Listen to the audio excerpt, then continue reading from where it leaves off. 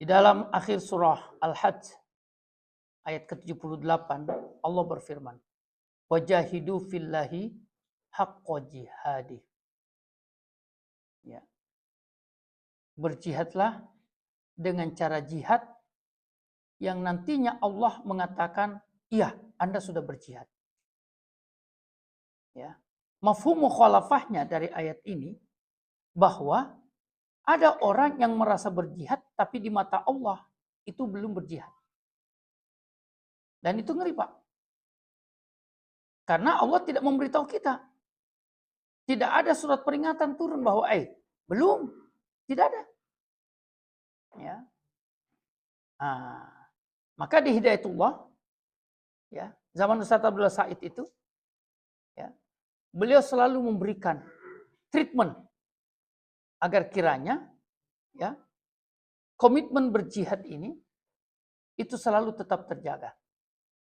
Ya. Tiap bulan waktu itu, ya, atau tiap tahun, mohon maaf, tiap tahun di rolling rumah-rumah itu, di rolling, ya. Tahun depan pindah kemana? Tahun depan pindah kemana? Ustaz Abdul Said katanya ditanya, untuk apa ini Ustaz? Biar kita tahu apa isi rumahnya. Jadi kalau mau macam-macam, mau punya barang-barang mewah, mau punya barang-barang mahal, berpikir karena tahun depan pasti akan ketahuan kalau dipindah.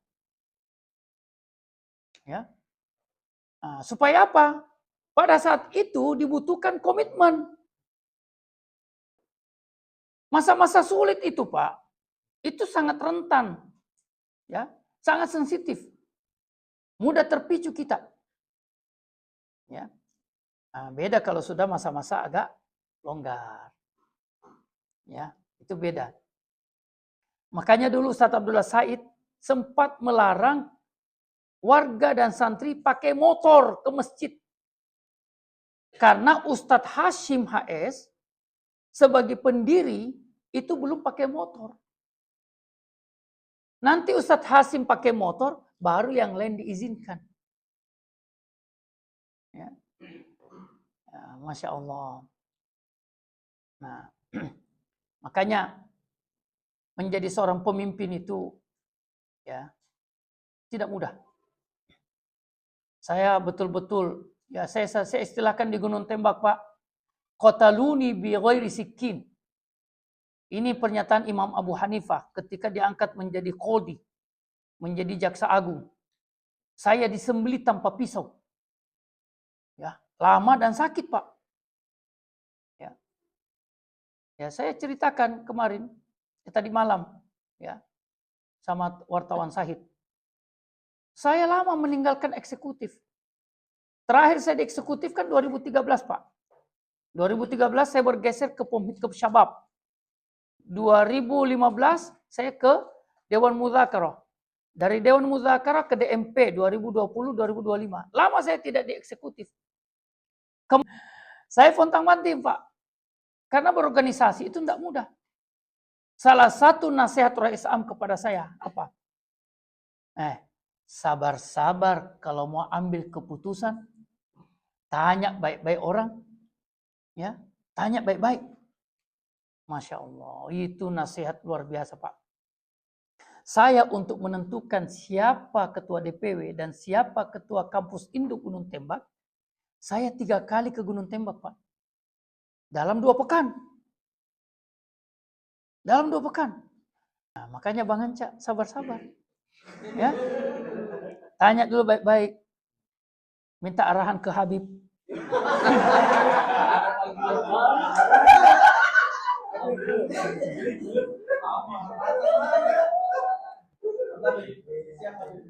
Ya.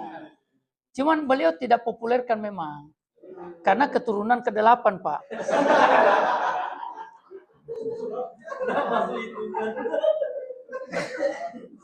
Saya semakin bangga dari Grabstone. Ya. Tanya baik-baik. Ya. Sudah tanya baik-baik saja belum tentu clear itu, Pak. Saya untuk meng-SK-kan pembina Surabaya, Pak. Saya ke Surabaya. Ketemu Ustadz Rahman. Ustadz, siapa yang jadi pembina Sampu Surabaya? Bisa Pak Syam. Kalau Ustaz Hanif, Ustaz Hanif susah di Malang. Tapi boleh juga. Gak apa-apa, Ustaz Hanif. Pulang saya ke Jakarta. Bikin SK-nya. Terbitkan SK, dapat telepon dari Pak Samsudin. Ustaz Rahman gak terima itu SK-nya. Loh, saya tidak merubah satu huruf pun. Iya, tapi beliau kayaknya mau rubah itu. Rubah lagi, Pak. Padahal baru aja kita minta arahan. Tanpa mengurangi satu huruf pun. Ya. Tapi harus sabar, Pak. Saya akhirnya utus Ustadz Nanang. Ustadz, tolong ketemu Ustadz Rahman. Tanya lagi. Siapa? Dan sampaikan permohonan maaf saya. Kalau terlanjur mengeluarkan SK tanpa konfirmasi ulang. Dikonfirmasi lagi, Pak. Berubah, Pak. Akhirnya setelah kita rubah, konfirmasi lagi. Sudah betulkah? Ini sebelum diterbitkan lagi, Pak. Gitu. Ya. Masya Allah. Yang belum kita terbitkan ini tinggal satu, Pak. Kampus Utama Batam. Ya. Makanya. Ya. Saya bilang sama Ustadz Ramli, ya, saya mau ke Batam. Mau sowan ke Ustadz Amri. Ya. Mau minta arahannya beliau. Ya. Siapa yang jadi pembina, yang cocok jadi pembina. Gitu. Ya.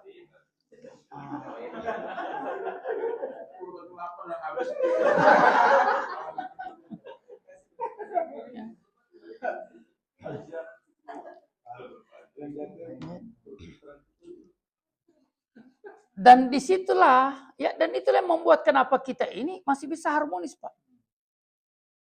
Rasam sudah bilang, kalau Sulsel, tanya Ustadz Aziz. Kalau Jawa Timur, tanya Ustadz Rahman. Itu. Bukan berarti bahwa Rois Am tidak punya pendirian prinsip. Tapi menghormati, Pak. Menghormati. Ya. Karena mengambil keputusan itu, Pak, Masya Allah. Ya, tidak mudah. Apalagi kita ini bukan Ustadz Abdullah Said, Pak.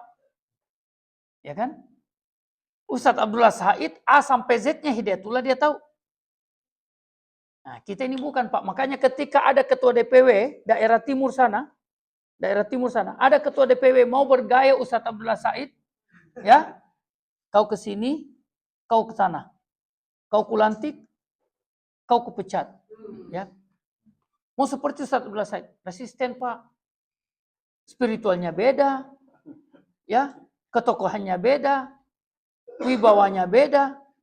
Tiba-tiba mau gaya seperti Ustadz Abdullah Said. Ya kan? Seperti itu. Tidak bisa, Pak. Kita bukan Ustadz Abdullah Said. Ya. Maka harus sabar, Pak. Tanya baik-baik dulu. Ya.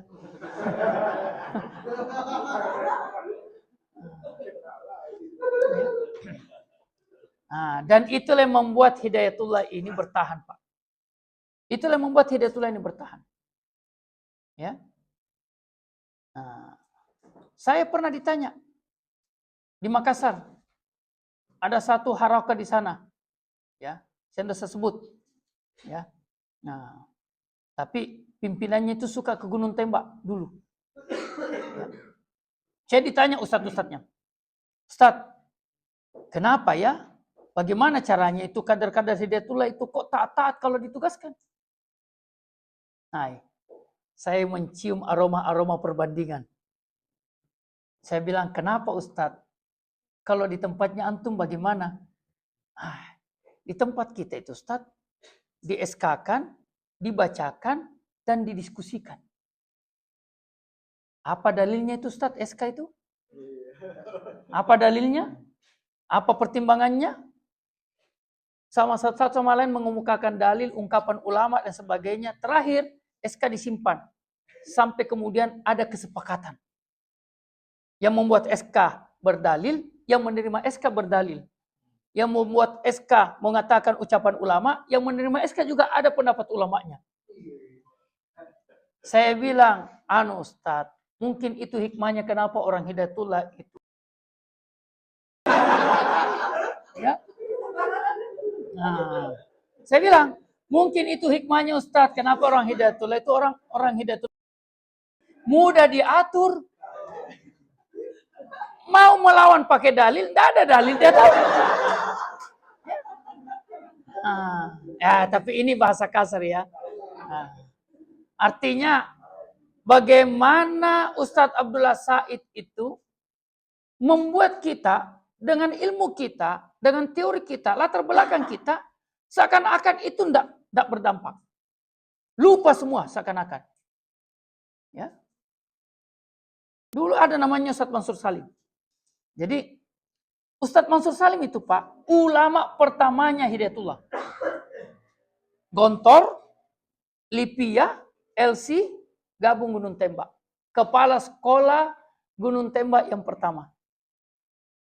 Ya, Haroki, pejuang Pak. Masya Allah. Ya, pemberani, ulama, luar biasa. Ya, tapi di hadapan Ustadz Abdullah Said hilang semua ilmunya, seakan-akan begitu.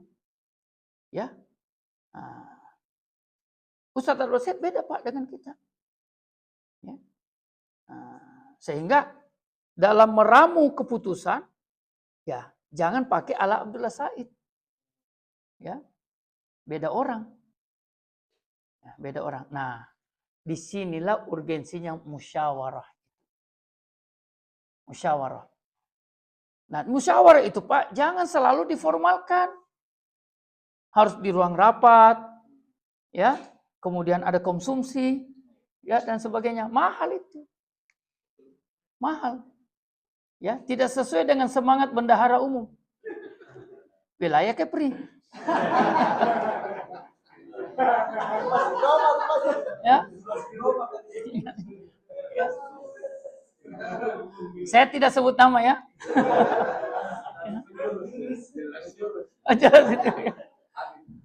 Ya. Ya.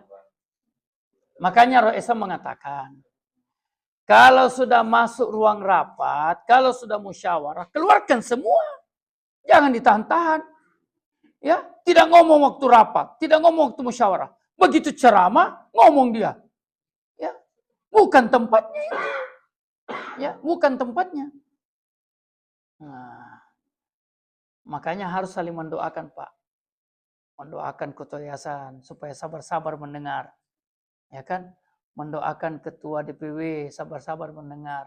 Mendoakan ya pengambil-pengambil kebijakan sabar-sabar mendengar. Ya, gitu. Saya ceritakan tadi pagi, Pak, sama ustadz-ustadz, bahwa penetapan ketua DPW se-Indonesia yang saya intervensi itu hanya 2. Ketua DPW Kaltim, itu pun berdasarkan arahan Rois Am, dan ketua DPW Sumsel, Sumatera Selatan. Yang lainnya Pak, itu Pak Dudung, Pak Muzakir, Pak Arfan. Ya, mulai dari Aceh sampai Papua. Saya tidak anu. Kenapa saya terima Pak? Saya memakai jalan ini karena inilah ucapannya Abdullah ibnu Umar. Ketika Muawiyah bin Abi Sufyan mendatangi Abdullah ibnu Umar di Madinah dan memohon dukungannya Ibnu Umar supaya membaiat Yazid. Apa kata Abdullah ibnu Umar? Ungkapan yang luar biasa. Dahulu orang-orang sebelum kita juga punya putra seperti engkau. Tapi mereka tidak memandang putranya seperti engkau memandang putramu. Dan mereka tidak memaksa orang memandang putranya sebagaimana engkau memaksa orang memandang putramu. Artinya sebenarnya bagi Ibnu Umar, Yazid tidak layak. Tapi apa kata Ibnu Umar? Tapi tanyalah umat Islam. Karena aku tidak mungkin menyelisihi umat Islam. Ya. Luar biasa. Artinya apa yang berjalan lewat musyawarah, itulah. Ya, itulah. Nah, makanya alhamdulillah di Hidayatullah periode ini ada yang disebut dengan ahlul halli wal aqdi. Ya, sebenarnya istilah lain dari halaqah pemimpin umum. Nah, cuman halaqah pemimpin umum itu tidak ada istilahnya dalam Islam, Pak. Yang ada dalam Islam itu adalah ahlul halli wal aqdi. Ya. Nah, musyawarah tingkat tinggi membicarakan hal-hal yang sangat strategis.